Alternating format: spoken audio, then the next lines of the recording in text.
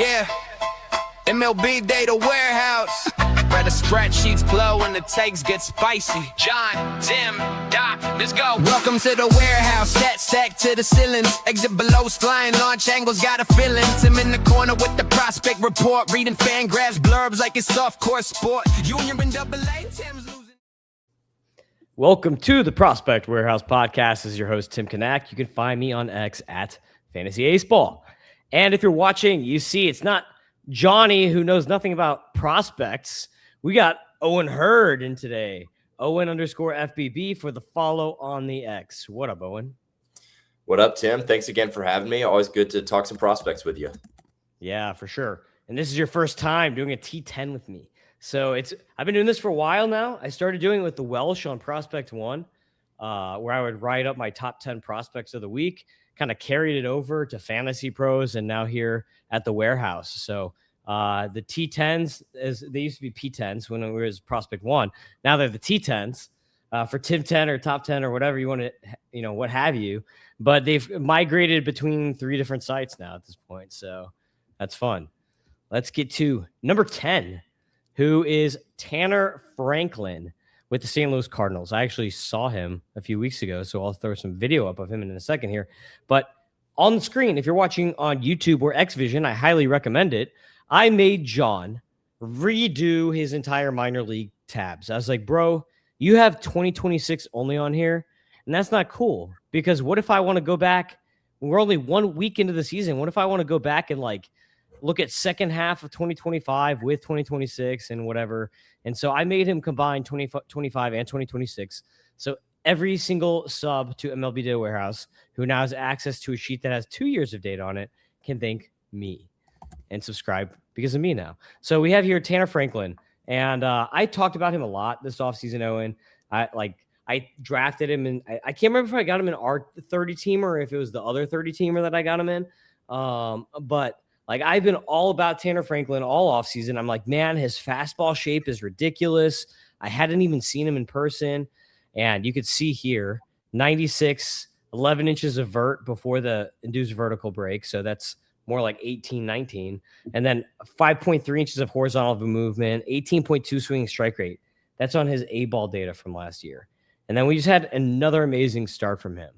I'm going to let you talk about Franklin before I kind of close out with why he made this list here.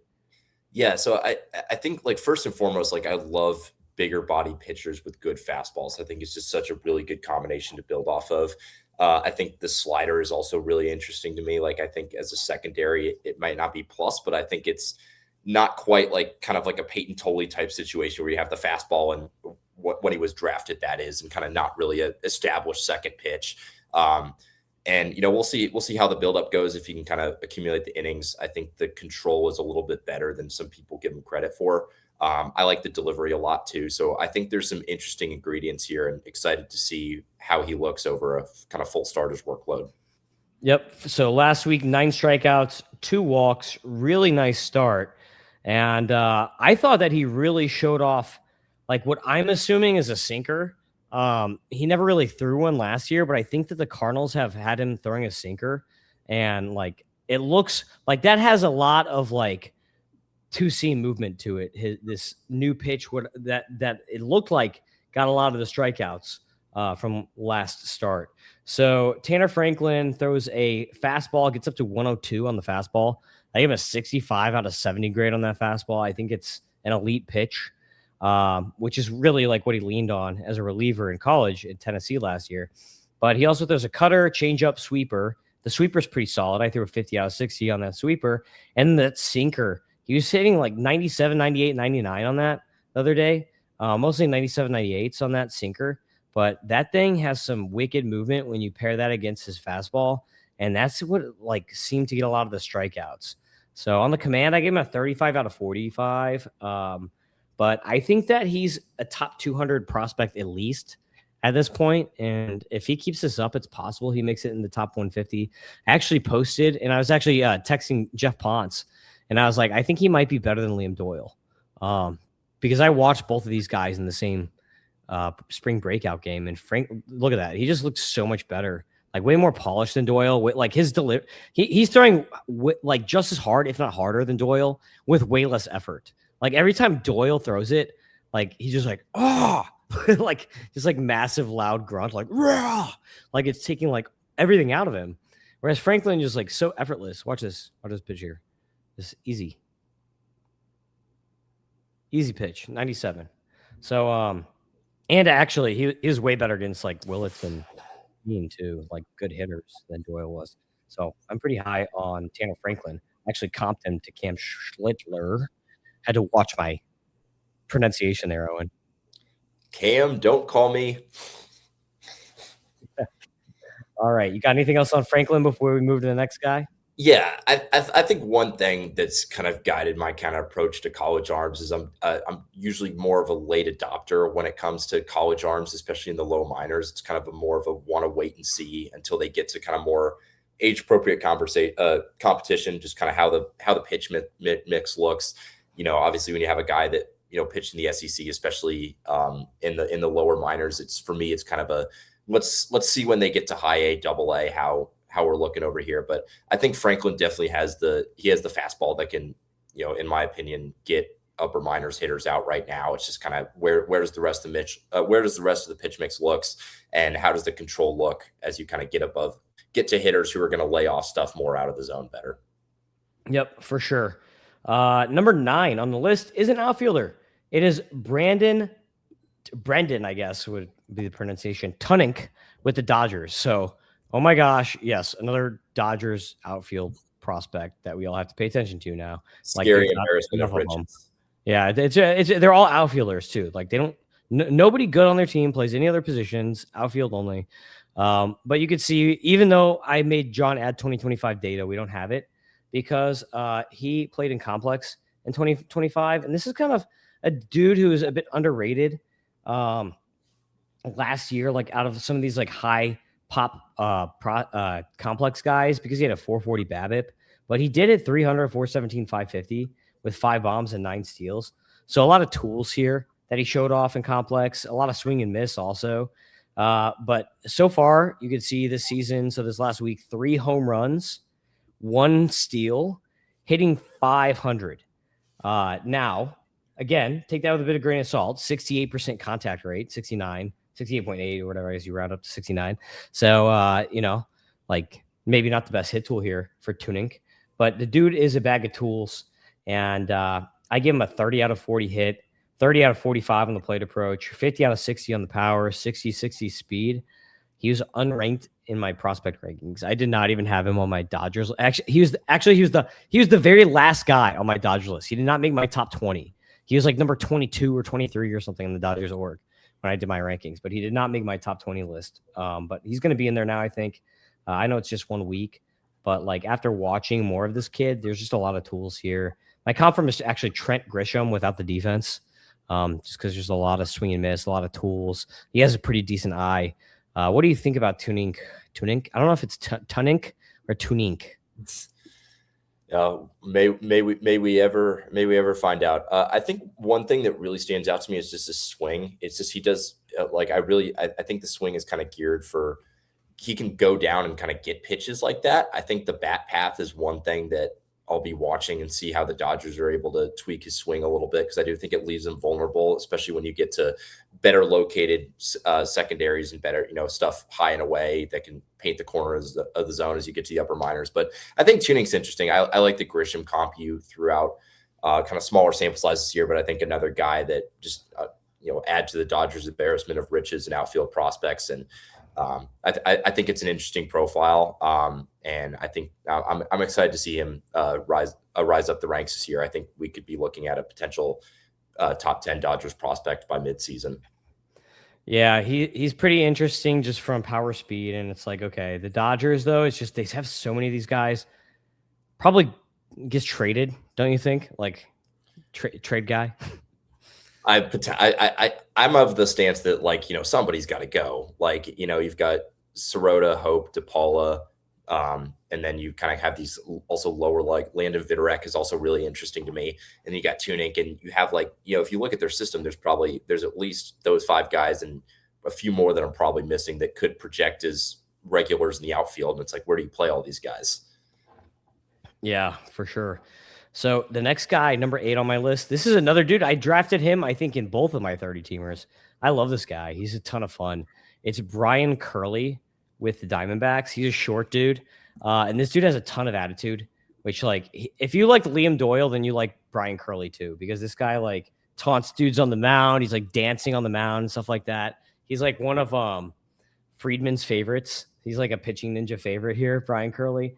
So 5'10", 212 pounds, built like a bulldog. Does a lot. Like, I comped him. This is my comp. Marcus Stroman on steroids, because he's like a short dude, way more jacked. Like, has even cockier probably on the mound than Stroman, and he does a lot of the Stroman stuff, like the stuff that people think Stroman invented, right? Where he's like does like the delayed pitching, like Nestor Herman type stuff. That like really like Stroman was like the first one I think to do like the weird like different deliveries, like. Most of the time, pitchers, they teach you to pitch the same way every time so that you have fine mechanics and for better tunneling. But like Stroman was always like doing these weird things like that. So that's kind of the comp that I have for him. But the dude throws 100 miles an hour, and he had 7 strikeouts and 0 walks in only 58 pitches the other day. This is his first ever professional start. So he started. There's definitely like major relief pitcher risk here for him. Like, I've got him as a top 250 prospect. But if he's a reliever, I think he's like a dominant closer because he hits 100 on the fastball. Slider's good, like mid-80s slider, maybe like above average. I don't know if I'd call that a plus pitch. Curve is also pretty solid. And he throws a curve 80, like low 80s, which is kind of a harder curve. Maybe call that a sweeper actually. But I think that's also an above average pitch. So I think as long as he's locating, like he's smaller to be a starter, but there's been a lot of smaller starters have success lately. Logan Henderson for one. So maybe he does make it as a starter. Like, this is the first good positive step for him. But like worst case scenario, I think you got a high leverage reliever here with Brian Curley. Yeah, definitely. I agree with you on the floor. I think it's interesting when you have a guy that was kind of previously in the bullpen that throws like 3 breaking balls and then can hit his fastball up to 100. The size is definitely the kind of one concern for me. I'm, knowingly not the biggest fan of kind of undersized pitchers, but I think you can kind of see like the early makings of a potential starter here if some of the secondaries can come along a little bit to the level of his fastball and slider. Yeah, I threw some video up of him so you can actually see. He's definitely a shorter dude, but he's pretty 212 for 5'10" is pretty stocky. So look at this dude. You're gonna have to look up, go to Pitcher List on X if you're interested. And just look up, or not Pitcher List, look up Pitching Ninja, Brian Curley, and you'll have to see like this guy's fun. So check that out for sure. I think another thing that interests me too is like there's a bit of effort in the delivery, but the release height, and when you have that combined with a 100-mile-per-hour fastball, I think it can help the stuff play up a little bit. Whether that's in a starter or relief role, kind of to be determined. But Diamondbacks have a lot of really interesting guys with just kind of plus stuff. And it's just, maybe they can stick as a starter or, maybe you've got just a farm system of potential electric high leverage guys. Yep, for sure. Next on the list, another pitcher. It's Big Ben Hess with the New York Yankees. Ben Hess at Double-A, 9 strikeouts, 3 walks in less than 80 pitches. First start out. So you got to love seeing him do that at Double-A first start. I think that he's a guy who could make the majors this year. So I'd keep a lookout on him. I actually like him as having a higher fantasy potential than a guy like Elmer Rodriguez Cruz. Agreed. Just because I think he's going to get a lot more strikeouts, whereas like ERC, I guess he just goes by Elmer Rodriguez now, right? So we got 2 E-Rods. But like he's more of like a generate bad contact, sinker first type guy who's probably going to have decent whips, like not give up a lot of runs, but probably won't get a ton of strikeouts. But I think Ben Hess could be like a solid number 2, number 3 type starter with, tons of heat here. Comes into Lance Lynn, big boy, 6'5", 255 pounds. So he got the big starters build, and he's got the starters arsenal too. Fastball, slider, curve, change up. Like that's like your classic starting pitcher arsenal for Ben Hess. Yeah, definitely. I think too, it's, as a righty, you don't love to see him kind of sitting 93 on the fastball. But I think when you look at the organization he's in, long track record of helping their guys add some velo. And then, you look at, as you said, the mix, there's at worst like 4 average probably slightly above average pitches in his mix with good control. I think it's a viable long-term rotation profile. I think where the upside is just going to be a matter of, can he add a couple more ticks to that fastball? Because the shape is great. And I think if he's sitting 95, 96, you're potentially now looking at a guy who could be a good number 2. Yeah, he's topped at 99, so he can get there. It's just like how high effort is it going to take him to live in that range?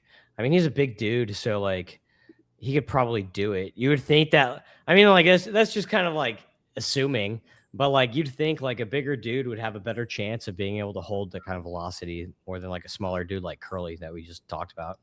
So talk about polar opposite guys that we just talked about right there. So number 6 on the list is John Heel. So John Heel is actually spelled Gil. He's with the Atlanta Braves, big time prospect riser with me and with a lot of other people. Top 200 prospect for me. 5 steals already. Week 1 home run, 5 steals, hitting 300. Let me throw a stat line up here real quick if John's page will load. This thing just took a poop. So anyway, John Heel, I comped him to CJ Abrams' skill profile. I don't think that he looks like that, though. He's bigger. He's 6'1", 175. Looks more athletic. Actually, looks like he has a more athletic, consistent swing than Abrams, despite bad contacts, like only 61%. Like pretty low contacts even last year. So like I do worry about that, but the swing looks from like a mechanic standpoint and like a visual standpoint, it looks pretty good. So I think that his contact skills and his hit tool is something that is going to grow as he improves. And he like right now he's just like relying on tools, but I think he can develop a better hit tool. So I actually gave him a 30 out of 50 on the hit tool, where I think right now he's a 30, but I think he can get to an average hit tool because I do really like the swing. Plate approach, I give him a 45 out of 55, power a 40 out of 50, and a speed of 60 out of 70. I like to see that he's more aggressive on the base pass so far earlier this year, but he did get caught quite a bit last year on the base pass too, so he can be a better runner. Like his speed is probably 70 grade, like from a physical standpoint, but he's got to develop a better, like a more keen base running ability. Agreed. I think he kind of reminds me a bit of like kind of a Luis Laura type player if the power doesn't come along, like a guy who's going to hit enough to get into the lineup, maybe, in kind of, peak years, if we'll see how the power develops, still a little earlier on for Heel, but maybe a guy who's going to be kind of a, maybe like 8 to 10 home run guy in some of his better seasons. I think with profiles like Heels, I agree with you. I really like the swing. I think I like his ability, even though he's aggressive. I don't think he expands the zone too much. So I do think the hit tool can eventually be a carrying one. Just with guys like that, I kind of like to see. I think it's more of a speed first profile right now. So for fantasy, I'd like to see kind of one of the hit tool or the power look like it could be kind of a carrying tool in the profile. Otherwise, I have a lot of potential platoon risk for him, or a lot of kind of, short side platoon future, especially with his defense not being at the level of his speed.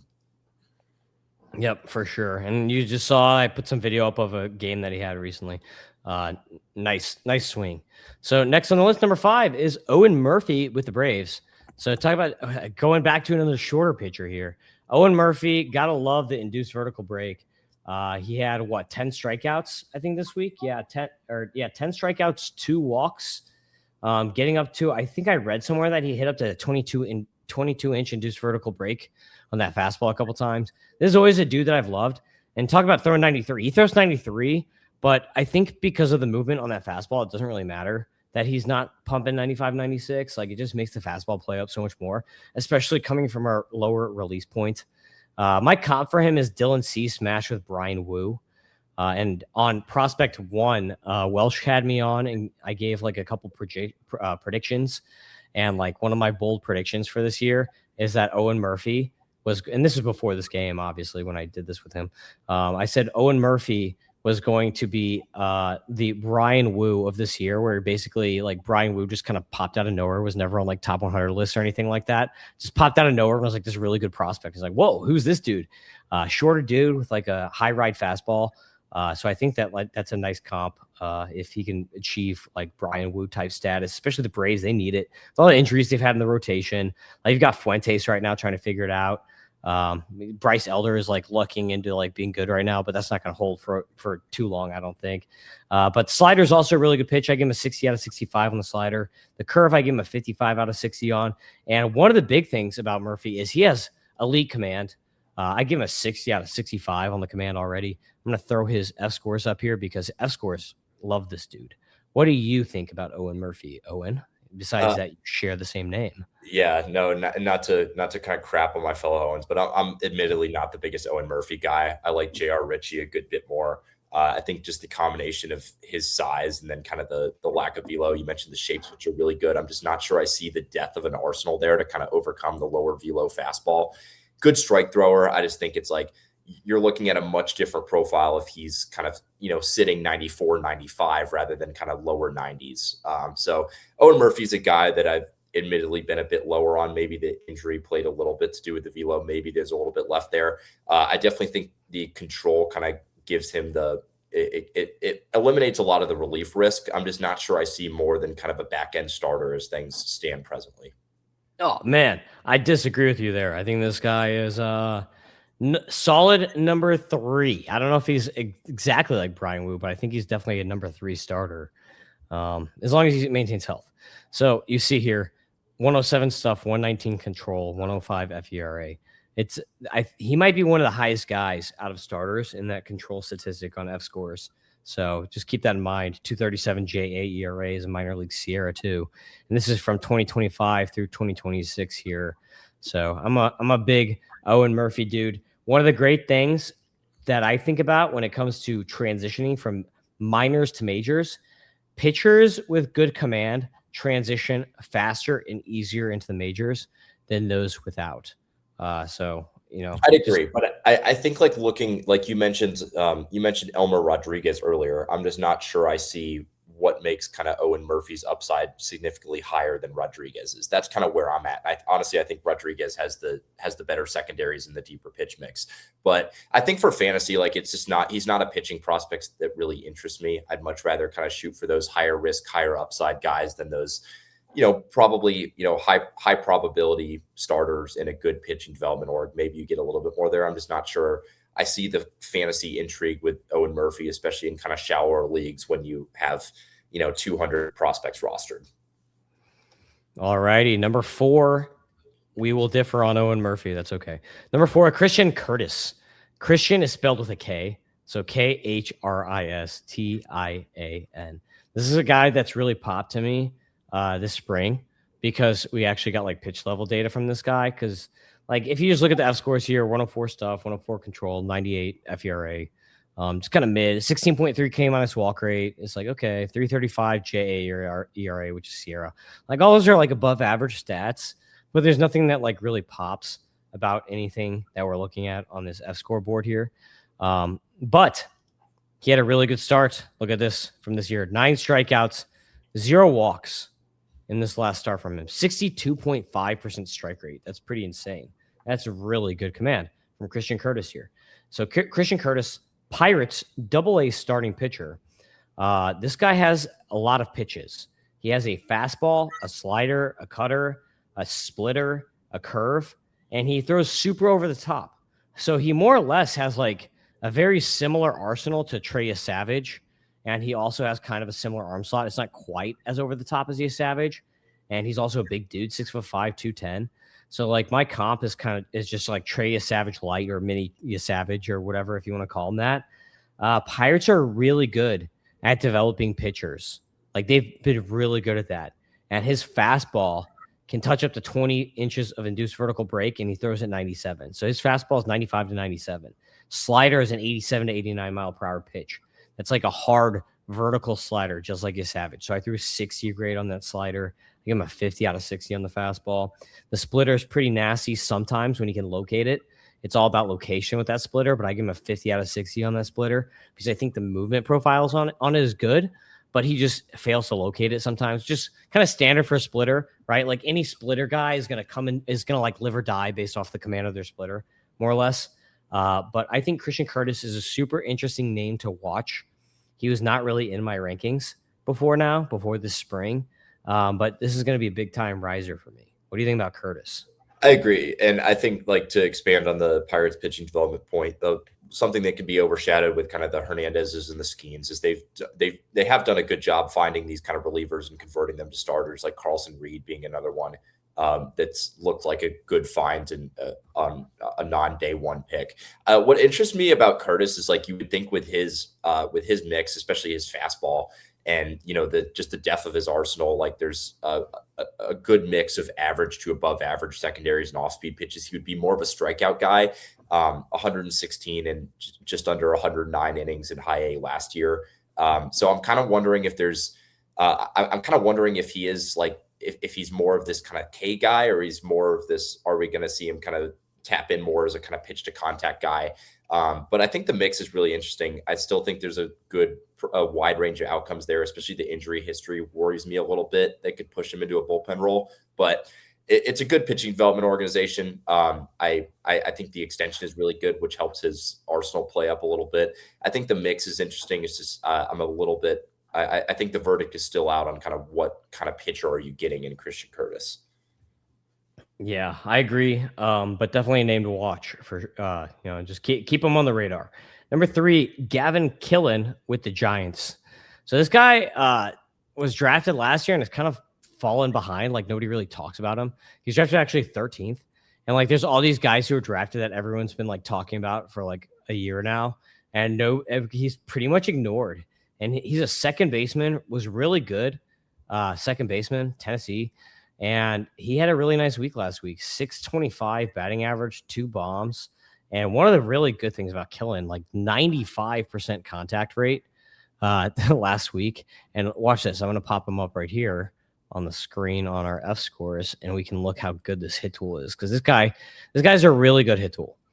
So 87.2% contact rate so far in all of his minor league at bats. 51% swing rate too, so he's actually swinging a bit. 10.5% K rate, 10.5% walk rate. So good plate approach, really good batting average, really good contact guy. My comp from is Brendan Donovan. He just kind of reminds me of Brendan Donovan. And second base sucks.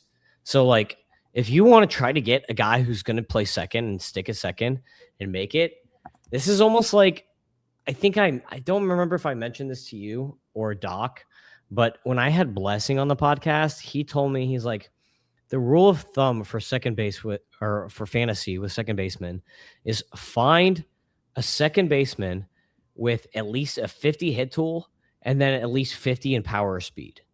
And I think where Killen I think he's got a 60 grade hit tool, and I think he has maybe a 55, 60 plate approach. But I think the power or the speed, either one of those could lean to 50. I put 45s out of 50s on both of those. But if he could actually like hit for power like he has early this season, even if it's not a lot, if it's 20 home run power, if you have a second baseman who can hit 280 with 20 bombs, like that's very useful in most leagues. So I think like Brendan Donovan, we just saw got traded for quite a bit. If Gavin Killen can be a Brendan Donovan, like that's a really good player. Yeah, no, I agree. I think it's a really good outcome. I think, although you mentioned for fantasy, like a Brendan Donovan type is kind of less interesting in fantasy. And I think that I think Kylan is looking down that route, at least for me. I think there's a good amount of risk. I don't think the speed will ever be better than average, maybe a tick below. I don't think the defense at second is good. So I think there's a lot of pressure on his contact skills, and he does get on base at a good clip. So I think with those two things, there's a good real life player here.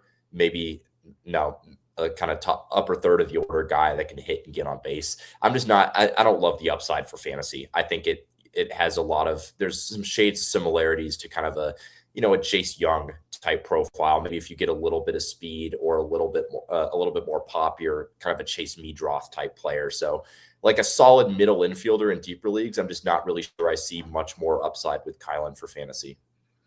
Yeah, for redraft, that's like you want him as like your middle infielder, probably not your second baseman in like a 15-teamer. For dynasty, he's gonna be great.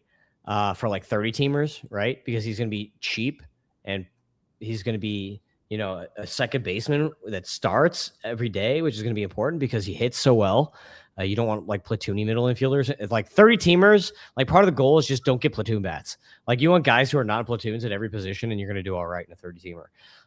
And then like in points leagues, he's going to be good. So it's kind of league dependent, I think, with him on like what leagues he's going to be good at, and what league he's not going to be good at.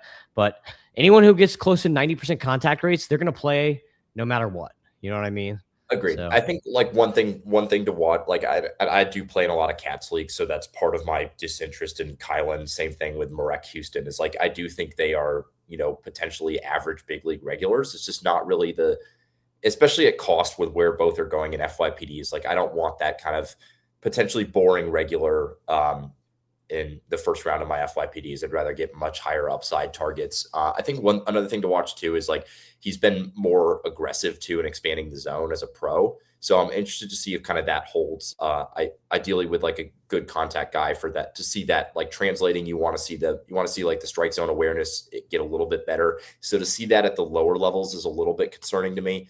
But I mean, I think Kylan very well could be like a 270, 350 guy who could maybe give you, 10 home runs and maybe close to double digit steals. And like there's usefulness in that. I just don't think, unlike a Brendan Donovan, who is attractive in fantasy outside of extremely deep leagues because of his multi-position eligibility, I'm just not sure I really see that with Kylan. I think he's more of a maybe second base, maybe can give you some reps at first. I don't think the bat is good enough to play first.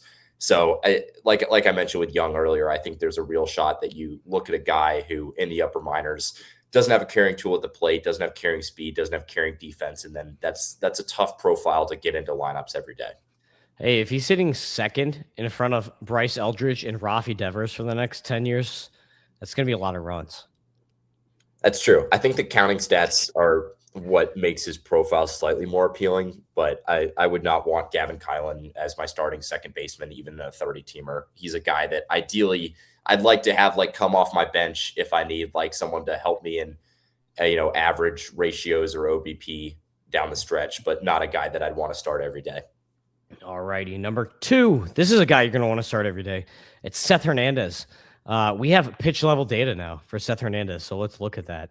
So Seth Hernandez made a start, 7 strikeouts, 0 walks, just ridiculous. 69.2% strike rate with only a 23% ball rate.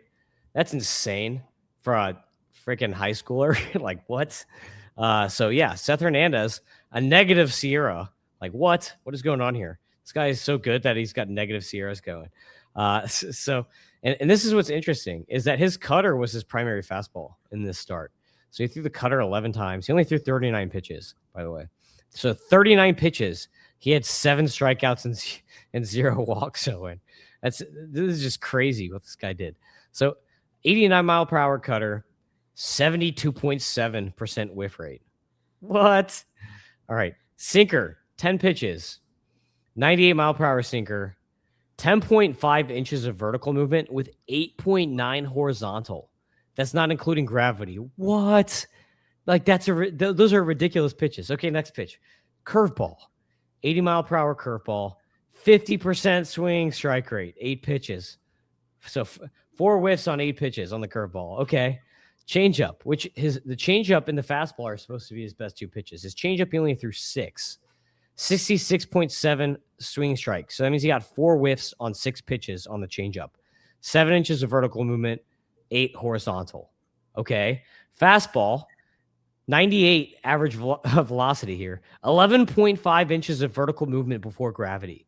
So I've said it before, I'll say it again. When you're adding the gravity to get induced vertical break, depending on where you're playing in atmospheric conditions, it's going to be between 6.8 to 8.2 is the general range that you're going to add for gravity. So that means that this is like an 18 to 20 inch ride fastball. So every single one of these pitches is absolutely ridiculous from Hernandez. I don't know, man. I feel like we'd be crazy to like make him a top 25 prospect already. Cause like based on what we saw here through this one start, like I kind of want to be crazy and just like push him up. Like I would like right now, I would much and I was mad when the Cardinals picked Liam Doyle ahead of Seth Hernandez, but right now I'm like even more mad. I'm like, really? Like just like it's not worth the proximity. Like it's just not worth getting the guy who's going to be playing this year. And Seth Hernandez is going to be a 2027, late 2027, early 2028 guy. It's not worth the extra year of proximity or whatever to miss on. Like Seth Hernandez is looking like the next Paul Skeens. Yeah. And I think too, it's like another thing you mentioned like Hernandez's fastball, like it's not even his best pitch, which is just absurd. I think you could make an argument that he has 2 double plus pitches in his fastball and changeup. And then like the delivery isn't super high effort. Like there's a good amount of arm action, but I think this is a guy you could be looking at with, potentially four at worst plus pitches, who's like 6'4", 225, 230 when he's maxed out. Not really any glaring command concerns. I had him, I want to say 27th at my end of the season rankings last year. So I'm kind of already borderline top 25 with him. I had a lot of people that were kind of giving me some pushback on having him as number 3 in my FYPD rankings. And I'm like, if you're going to take a swing on a prep arm in the top 3, I even saw him falling to, later in some drafts. Like I think in the 30-man, one of the 30-mans that I'm in, he was like 27th. So like kind of end of the first round, which I think was just kind of absurd. I think he's like that. He's the prep arm where you just kind of, you're willing to overlook all the precedent. And I think stuff wise, like he's, in my opinion, at the same level of as Jackson Jobe was coming into the draft. And, he was the number 1 pitching prospect in baseball before kind of the injuries got to him. And I think Hernandez has that upside. And I think realistically, there's a chance that we could see him get there, maybe kind of a Ryan Sloan type rise, except I think Hernandez could be even better. And I think that he could be in that number 1 overall pitching prospect discussion this time next year. Yeah, he definitely has higher potential than Sloan, I think, just For because sure. of the added velocity and some of the movement characteristics he has. I can't believe how good his command was. Like that's the most shocking thing was the 69% strike rate in his first professional start. Like that's absolutely ridiculous. So that's the most impressive thing to me. So for me, I had him in like 50 something. Just because there's always the fear with high school guys. You're like, okay, if they get hurt, they get TJ, you lose a year. They could turn to Andrew Painter where they lose their fastball. They don't get the spin back on the fastball. So like that's the fear with him. But I think that it's warranted. It's worth it at this point to just get over that. And like you should be picking him or you should be trying to trade for him. Like I would definitely trade Doyle for him.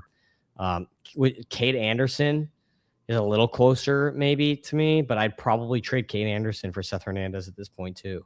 And like I had Cade Anderson at 27 in my last rankings. I agree. And I actually am at him right now. I love that you brought it up too, because I don't think a whole lot, in my opinion, separates Cade Anderson and Seth Hernandez. I think Hernandez's upside is higher. I think it's mainly just kind of higher proximity versus a guy who's going to be a few years out. I think right now, if you were to trade Cade Anderson, you could get Hernandez plus. I have 4 Hernandez shares. One of them I acquired along with Bryce Rayner, Dante Nori, and a second for Season Burns. I don't regret that at all. Like heavily rebuilding 30-teamer that I'm in.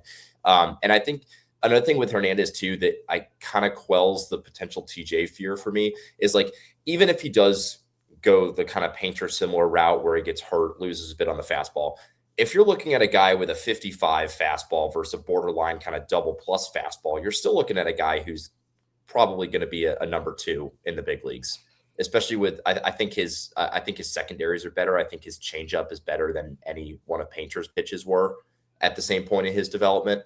And so I think it gives him a floor that you don't often see from a prep arm, especially as you mentioned with the strike throwing. I think even if he does lose a bit on the fastball due to a TJ, I'm still pretty comfortable saying the floor is, a number 2, number 3. Yeah, I agree. Number 1 is the most popular player in all of baseball, maybe like the last week. It's James Tibbs the third. Sounds like a rich kid. So James Tibbs the third, like British Parliament sounding name. Yeah, it does. It sounds like he sounds like he should have a monocle on, like looking at stock reports or getting ready to go on his PJ somewhere. But James Tibbs the third has 7 home runs already, and last week he had 5 just last week. So obviously AAA started earlier. So the dude is absolutely mashing. Yeah, it's PCL. So we have to take a little bit of a grain of salt into that. So, never forget PCL. Contact rates, 78% over the last year and a half. If I zoom for just 2026, we're looking at a 72% contact, 79% zone. So those aren't great, but he's hitting the balls the right way. 95 average EV, 106.8 90th, 108.7 max so far on the season. And look at this. He has 7 bombs with only a 3.4% air pull, Owen. Like, how in the world does that happen? 34.5% barrel rate. That's how in the world that happens. So James Tibbs III having a ridiculous season so far, which is why he's number 1 in the first iteration of the T10. My comp from is Mike Yastrzemski. So his build, his swing, his skills, just reminds me so much of Mike Yastrzemski, except the fact this is the difference. I think he could be Mike Yastrzemski not in a platoon. I think he could be Mike Yastrzemski, who doesn't have to play in San Francisco, not anymore because he was already traded from San Francisco. I don't think they're going to trade for him back. So it doesn't have to play in San Francisco where it sucks for lefty power, and won't be in a platoon. So he's going to play against everybody because so far I don't see really any splits issues with what he's doing. So I think that if you put Mike Yastrzemski all year, what would he be? 28, 30 home run guy, hits 240, something like that. Really nice number 5, number 6 hitter in most lineups. That's what I think he is. I don't think he's a superstar. My friend Raymond texted me that he had a trade offer. Someone offered him James Tibbs III for his Kate Anderson, talking about Kate Anderson, for his Kate Anderson. And he's like, should I do this? Tibbs has been so awesome this year. And I was like, no. No, Raymond, do not do that.